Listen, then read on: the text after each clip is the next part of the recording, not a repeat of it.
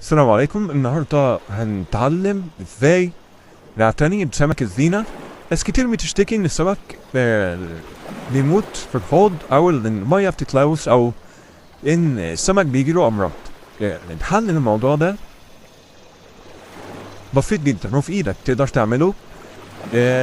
اول حاجة لازم دايما تحافظ على نظافة المية، انك تنظف الفلتر مش كل شهر لكن كل لما تلاقي المية ملوث او محتاجة ان هي تتنضف. تاني حاجة اللي بيلوث المية او بيخلي المية شكلها كأنها فيها تراب او مش نظيفة ده كتر الاكل. يعني ما تحطش اكل كتير للسمك، يكفي حباية او حبايتين او 3 في اليوم بالكامل من الاكل بتاع السمك.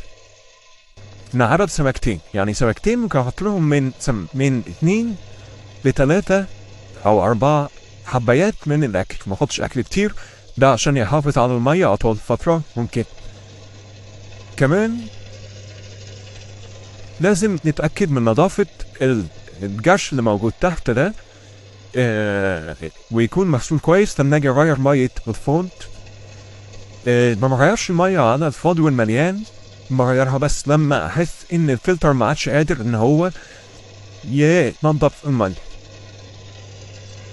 نكتفي في حوض مساحته مثلا 50 سنتي، من 30 ل 50 سنتي، نكتفي بسمكتين او 3 بالكتير قوي عشان اقدر ان انا اخلي الحوض دايما نظيف. نكتفي مع عدد سمكتين او 3 بالكتير جدا، ومن ضمنهم السمك اللي هو بينضف الازاز، عشان اقدر ان انا احافظ على المية نظيفة فترة طويلة.